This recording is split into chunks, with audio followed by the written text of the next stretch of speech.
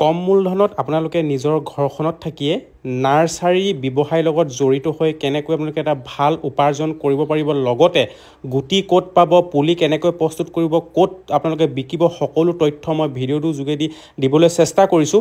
আৰু ভিডিঅ'টো সেইসকলৰ কাৰণেহে যিসকলে কিবা এটা কৰি উপাৰ্জন কৰিম বুলি ভাবে। আৰু এই নাৰ্সাৰী মানে ব্যৱসায়টো বেছি সংখ্যক আমাৰ মুছলিম ভাই ককাইসকলে কৰি আছে, কিন্তু আমাৰ অসমীয়া যুৱক যুৱতীসকলে ভাবে যে নাৰ্সাৰী কাৰবাত ইমান পইচা পাতি নাই নেকি। তাকে মই দেখুৱাবলৈ চেষ্টা কৰিম যে ইয়াত পইচা পাতি আছে নে নাই, সকলো তথ্য দি আছোঁ। খালি আপোনালোকে ভিডিঅ'টো স্কিপ নকৰি শেষলৈকে চাব। আজি 4-5 বছৰ হৈছে আমাৰ মানুহবিলাকে মাটিবিলাক এনেই পেলাই থৈ খুব মূল্যৱান গছ পুলি লগাইছে। তো আপোনালোকেও নিজৰ ঘৰখনত থাকি ৰঙা চন্দন, বগা চন্দন, মেহগনি, তামোল পুলি প্ৰস্তুত কৰি আপোনালোকে ভাল এটা উপাৰ্জন কৰিব পাৰিব। আৰু ইয়াত বহুত বেছি মূলধন নালাগে। ইয়াত দেখিছে এয়া হৈছে ৰঙা চন্দন, আৰু এই ৰঙা চন্দনবোৰ প্ৰায় 50 টকাকৈ এটা পুলিত বিকি যায়। আৰু তাৰ লগতে আপোনালোকে বগা চন্দন প্ৰস্তুত কৰিব। এয়া বগা চন্দনৰ পুলি, আৰু এয়া পুলি এটাৰ দামো 50 টকা। তো বগা চন্দন বহুতে নাজানে কি কামত। আমাৰ যিকোনো প্ৰসাধন সামগ্ৰী যেনেকৈ মুখত ঘঁহা ক্ৰীমৰ পৰা পাৰফিউমৰ সকলো কামতে আমাৰ বগা চন্দন প্ৰয়োজন হয়, লগতে ৰঙা চন্দনো প্ৰয়োজন হয়। তো ইমান এটা মূল্যৱান গছ পুলি আপোনালোকেও তাৰ পৰা এটা ইনকম কৰিব পাৰিব পুলি প্ৰস্তুত কৰি। লগতে যিসকল মানুহে এই গছ পুলি লগাব 15 বছৰ পাছত তেওঁলোকেও এটা এই মূল্যৱান গছৰ পৰা এটা ভাল উপাৰ্জন কৰিব পাৰিব। তো বেছিভাগ মই নিবনুৱাসকলক উৎসাহিত কৰিবৰ কাৰণে এই ভিডিঅ'টো প্ৰস্তুত কৰিছোঁ।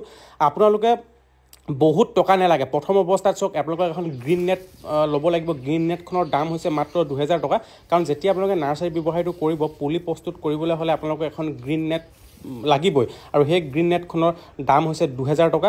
আৰু সেই 2000 টকাই ফাৰ্ষ্ট আপোনালোকৰ ইনভেষ্টমেণ্ট, লগতে আপোনালোকে গুটি ক্ৰয় কৰিব লাগিব। চাওক, এয়া হৈছে বগা চন্দন। আৰু বগা চন্দনৰ ক্ষেত্ৰত আপোনালোকে খুব বেছি 2-3 হাজাৰ টকা এটা খৰচ কৰি এই গুটি ল'ব পাৰিব। আধা কেজি, 1 কেজি, কোনোবাই 500 টকা, মিনিমাম 1000 টকা, 2000 টকা এনেকৈ লৈ পিনে আপোনালোকে আৰম্ভ কৰিব পাৰিব। আৰু এয়া হৈছে মেহগনি গুটি।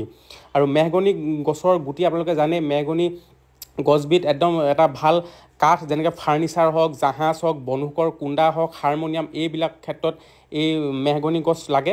আৰু এয়া হৈছে বগা চন্দন গুটি। আৰু যিবিলাকে মোক অৰ্ডাৰ দিয়ে বা ফোন যোগে, মই ধুনীয়াকৈ আপোনালোকক চাওক এনেকৈ গুটি ইণ্ডিয়ান পোষ্টত, স্পীড পোষ্টত আপোনালোকক এনেকৈ পেকিং কৰি ধুনীয়াকৈ পঠিয়াই দিওঁ। আৰু মোৰ আণ্ডাৰত বহুতকেইখন এতিয়া নাৰ্চাৰী আৰম্ভ কৰি তেওঁলোকে ধুনীয়াকৈ ঘৰৰ পৰাই স্বাৱলম্বী হৈ আছে।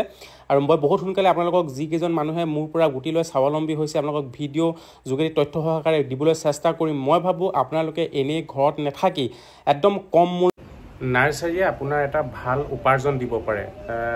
মাত্ৰ যদি আপুনি 700 টকা এটা খৰচ কৰে, মানে আমাৰ পেকেটবিলাকৰ দাম মাত্ৰ 700 টকা। 700 টকাত যিকোনো আপুনি বগা চন্দন ল'ব পাৰে, ৰঙা চন্দন ল'ব পাৰে, মেহগনি ল'ব পাৰে, এনেকুৱা তাতকৈ ওপৰ ৰেঞ্জৰো আছে। কিন্তু মিনিমাম 700 টকা খৰচ কৰি আপুনি তাৰ পৰা মিনিমাম 25-30 হাজাৰ টকা উপাৰ্জন কৰিব পাৰিব, তাকো নিজৰ ঘৰত থাকি। তো কিমান সুবিধা। তো এইটো কম, যদি আপোনালোকক এনেকুৱা গুটি লাগে তেতিয়াহ'লে আমাক হোৱাটছআপ কৰক।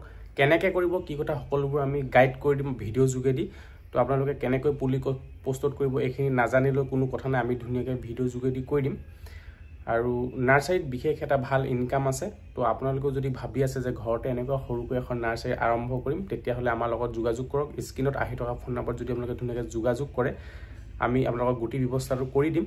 আৰু নিজৰ ঘৰত থাকিয়ে আপোনালোকেও কিন্তু ব্যৱসায় আৰম্ভ কৰিব পাৰিব। আৰু যিমান পাৰোঁ আমাৰ ভিডিঅ' যোগেদি আপোনালোককো সহায় কৰিবলৈ চেষ্টা কৰিম। যদি কোনোবা বিকিব পৰা নাই, যে পুলি প্ৰস্তুত কৰিলে বিকিব পৰা নাই, তেতিয়া আমাক যোগাযোগ কৰিব। আমাৰ ভিডিঅ' যোগেদি যদি ওচৰৰ হয় আমি নিজেই কিনি ল'ম, আৰু যদি ধৰি লওক দূৰৰ হয় তেতিয়া ভিডিঅ' যোগেদি আমি আনক বিকি দিবলৈ চেষ্টা কৰিম। যদি ভিডিঅ'টো চাই ভাল পাইছে তেতিয়াহ'লে আন 10জনে পোৱাকৈ শ্বেয়াৰ কৰি দিব যিমান পাৰে। ধন্যবাদ।